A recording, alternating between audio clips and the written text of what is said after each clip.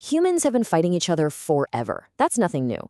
But when did we stop just clashing and start waging organized war? And more importantly, when's the first time someone actually wrote it all down, move by move, so we could read about it thousands of years later? Well, that's what we're digging into today. So, what even makes a battle the first one? It's a great question, right? Because we're not just talking about any old fight. Archaeologists find prehistoric sites of mass violence all the time, but we're looking for something different, something with a bit more structure.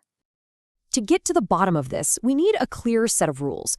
We're looking for a conflict with real armies, with commanders and a chain of command. We need to see evidence of actual strategy and planning. And the absolute deal breaker, there has to be a reliable, written account from the time it happened. That's our historical checklist. And when you run down that checklist, all signs point to one specific moment in time, the Late Bronze Age, around the year 1457 BCE. And this wasn't some random border skirmish. This was a massive power struggle between the superpowers of the day. So let's set the scene. You've got the mighty Egyptian New Kingdom down south. Up north, you've got the rising Hittite Empire and another major player, the Mitanni Kingdom. And stuck right in the middle, a collection of Canaanite city-states. This was prime real estate, controlling all the major trade routes, and literally everybody wanted a piece of it. And this is where it all kicks off. A big coalition of these Canaanite kings, led by the powerful king of Kadesh, decides they've had enough of Egyptian control.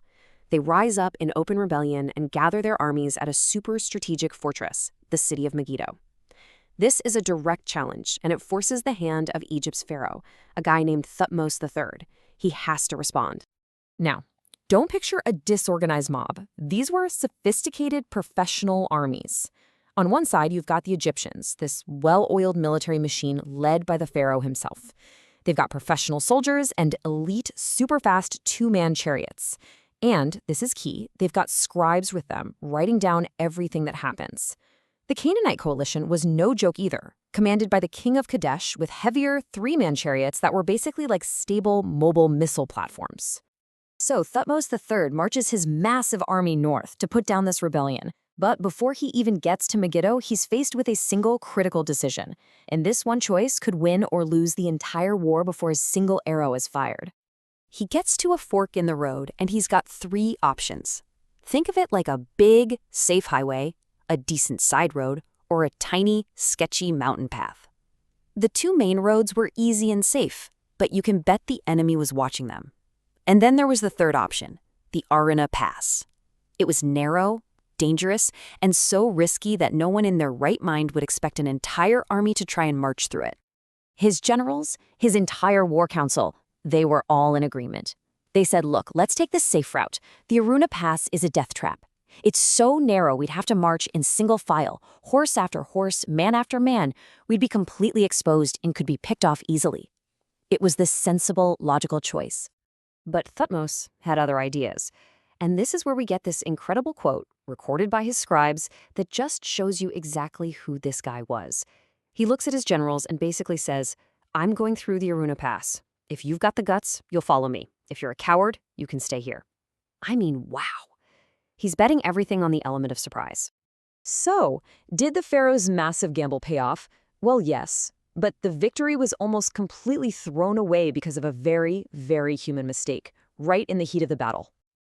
It worked better than he could have ever hoped. The Egyptian army started pouring out of that narrow pass right into the valley, and they caught the Canaanite army completely flat-footed. The rebels were positioned to watch the main roads, and suddenly the entire Egyptian force is appearing where they least expected it. It was absolute chaos for them.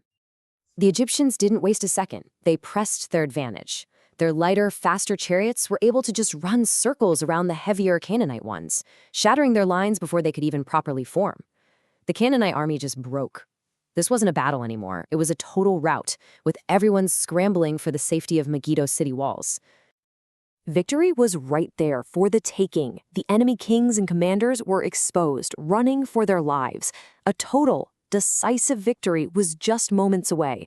But then, something happened. Something so relatable, it's kind of amazing it was written down over 3,000 years ago. In the middle of the chaos, army discipline just evaporated. Instead of chasing down and capturing the enemy leaders, the Egyptian soldiers saw the abandoned rebel camp, full of gold, fine weapons, and all kinds of treasure. And they stopped to loot it. That little distraction, that moment of greed, was just enough time for the king of Kadesh and the other enemy commanders to get hauled up over the city walls and into the safety of Megiddo. And what was the price for that mistake? This: 7 months. A battle that should have been over in a single afternoon turned into a long, brutal 7-month siege. The Egyptians had to build an entire wall around the city and just wait, trying to starve them out. So, after those 7 long months, Megiddo finally surrendered. Egypt's victory was total. But the real legacy of this battle isn't just about who won or lost. It's about why we know all these details and how the name of this ancient place has echoed all the way down to us today. Okay, let's go back to that checklist from the beginning. Why is this battle number 1? Because we literally have the receipts, carved into the stone walls of the Karnak temple in Egypt. We have a detailed, blow-by-blow account. We know there were 2 professional armies. We have the strategy, the logistics, even direct quotes from the pharaoh. This isn't myth or legend. It's a documented military campaign that totally reshaped the political map for decades. And just look at the haul they took home after the city finally fell. The official records are incredibly specific. They list over 900 war chariots, 200 suits of armor, and more than 2,500 prisoners of war. This was a mind-boggling transfer of wealth and power back to Egypt. But the story doesn't even end there, because the name of this place, the site of this first great recorded battle, it took on a whole new life. It transformed over thousands of years into a symbol for something much, much bigger. And here's the final incredible twist. In Hebrew, the location was known as Har Megiddo, which just means Mount of Megiddo. As language evolved, that name was eventually translated into Greek, and Har Megiddo became Armageddon. That's right, the site of the very first recorded battle in human history became the symbolic name for the very last battle at the end of the world. I mean, it's just a stunning legacy, isn't it? The power that a name, a place, can hold through history. And it really makes you wonder, if a battle from 3,500 years ago gave us the word for the end of the world, what places and conflicts from our own time will people be talking about thousands of years from now? What symbols are we creating right now?